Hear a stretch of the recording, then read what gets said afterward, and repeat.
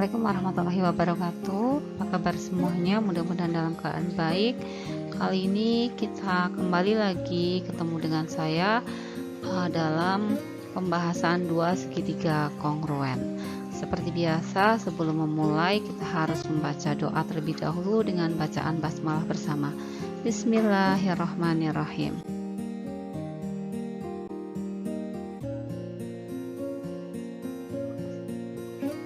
Secara geometris, dua segitiga yang kongruen adalah dua segitiga yang dapat saling menutupi dengan tepat. Di sini saya punya contoh. Ada segitiga ABC, kemudian ada segitiga PQR.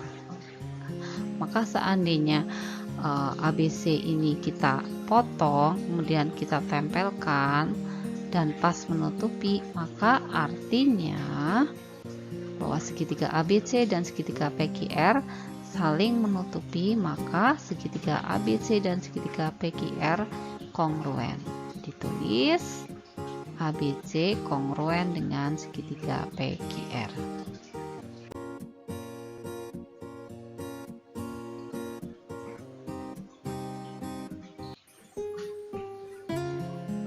Jadi dua segitiga akan kongruen jika sisi-sisi yang bersesuaian atau seletak sama panjang dan sudut-sudut yang bersesuaian atau seletak sama besar.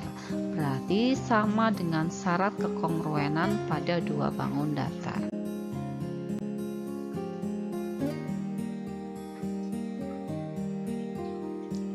Tapi khusus untuk dua segitiga, jika memenuhi salah satu kondisi berikut, maka nanti dua segitiga tersebut juga kongruen. Kondisi apakah saja yang bisa memenuhi?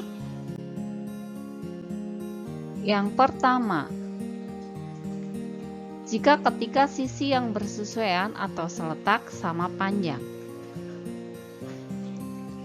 Di sini ya kita perhatikan ada ABC dengan KLM, di mana sisi AB sama dengan KL, tandanya ini tanda sama panjang. Kemudian sisi BC sama dengan LM dan sisi AC atau CA sama dengan KM.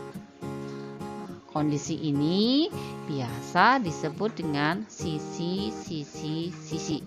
Jadi ketika sisi-sisi yang bersesuaian sama panjang, maka dua segitiga ini pasti kongruen.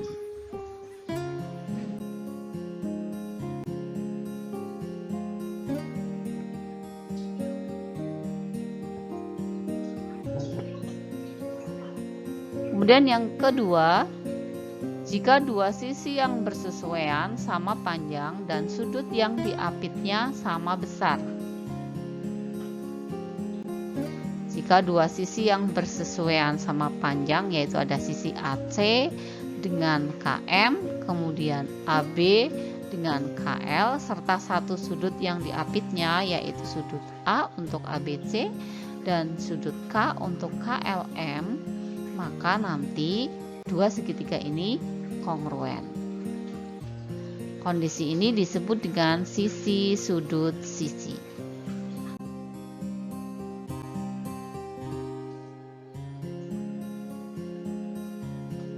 Berikutnya, dua sudut yang bersesuaian sama besar dan sisi yang diapitnya sama panjang. Seperti ini. Dua sudut yang bersesuaian, ada sudut A dan sudut B. Di sini ada K dengan L, A bersesuaian dengan K, B dengan L. Kemudian ada satu sisi yang diapit, yaitu sisi AB, dan sebelah sini adalah sisi KL. Maka ini akan kongruen, segitiga ini kongruen. Kita buktikan dengan cara digunting saja, boleh ya, ditempelkan ke salah satu. Kondisi ini disebut dengan sudut sisi sudut.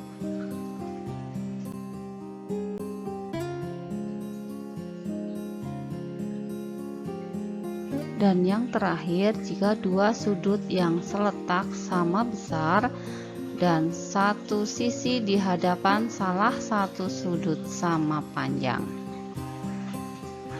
Contohnya ini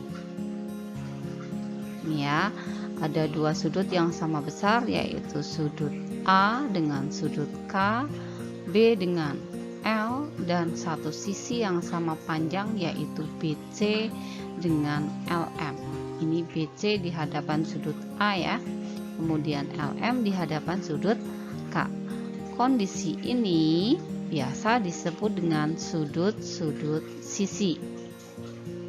Atau bisa juga gambarnya seperti ini.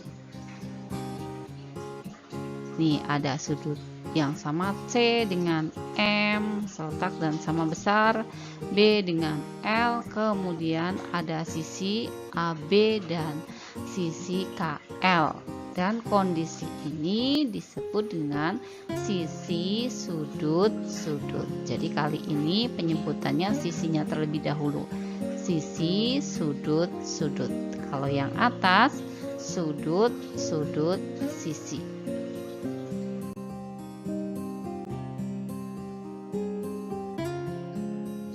Sekarang kita lanjutkan ke contoh soal dan pembahasan.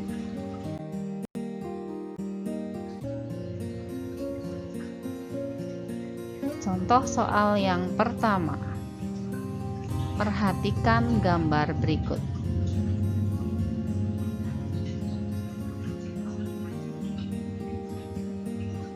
Ini ada sebuah segitiga ABC. Kemudian ada garis sini ya, sehingga sekarang soalnya buktikan bahwa segitiga ACD dan segitiga BCD kongruen. Jadi ACD dan BCD ini kongruen. Kita langsung ke pembahasan. Kita munculkan kembali gambar yang tadi. Kemudian kita pisahkan, yaitu ada ACD dan yang kedua ada BCD. Sekarang kita lihat yang pertama, ada sisi AD dengan BD. Ini ada tanda seperti ini, berarti ini sama panjang. Jadi yang pertama bahwa AD sama dengan BD, tanda sama panjang. Kemudian yang kedua ada sudut ADC atau sudut D di sini. Ini tanda siku-siku. Sehingga kesimpulannya ini juga siku-siku ya. Kesimpulannya bahwa ACD sama dengan BDC, yaitu 90 derajat. Dan yang terakhir ada sisi CD untuk ACD di sini, kemudian CD untuk BCD. Sehingga bahwa CD ini kan jelas sama ya, ini kan satu garis. Ini namanya berimpit. Sehingga segitiga ACD kongruen dengan BCD berdasarkan syarat sisi sudut sisi. Jadi berdasarkan syarat atau kondisi sisi sudut sisi.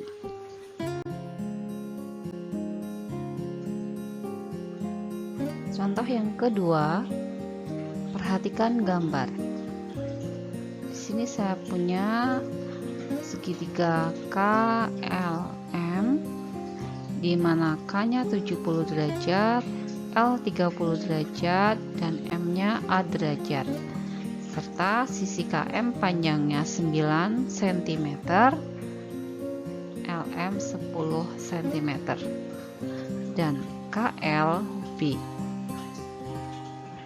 Kemudian segitiga yang kedua ada PQR, di mana P-nya 30 derajat, Q 80 derajat, dan PR 11 cm, serta RQ-nya C.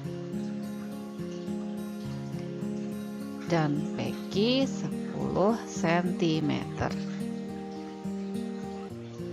Diketahui segitiga KLMN kongruen dengan segitiga PQR, tentukan nilai A, B, dan C. Baik, kita langsung ke pembahasan. Kita munculkan kembali soal yang tadi. Di sini ada KLM dan PQR. Yang pertama kita lihat sudut yang sama. Karena ini kongruen, berarti ini artinya seletak. L dengan P-nya itu seletak. Baik, saya akan menggambar salah satu, kemudian saya tempelkan titik yang lainnya. Ini ya, KLM dulu saya salin di sini. Kemudian yang sama dengan 30 derajat adalah titik P. Maka di sini saya munculkan P. Kemudian ini 10 cm. Kalau di sini berarti kan PQ, berarti artinya Q-nya itu sama dengan M.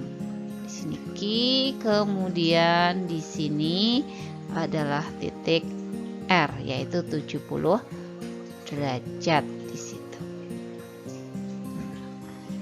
Kemudian yang ditanyakan adalah A, B, dan C. Baik.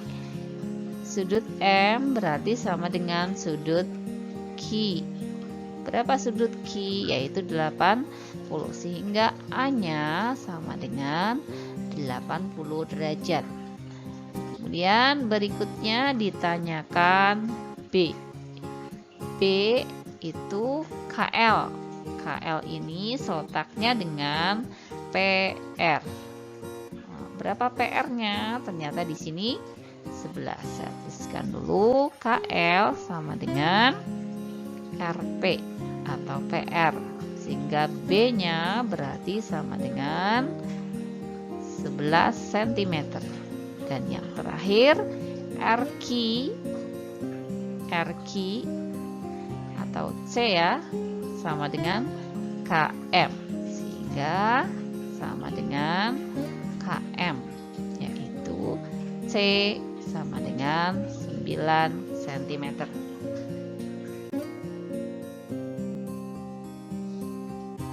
Contoh yang terakhir, ada dua buah ya, segitiga, dua segitiga di samping kongruen. Jika KL sama dengan OL, hitunglah panjang MO, yaitu segitiga KLM dan LNO kongruen. Kita langsung pembahasan.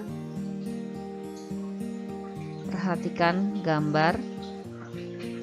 Diketahui bahwa segitiga KLM dan segitiga LNO dan KLM ini kongruen,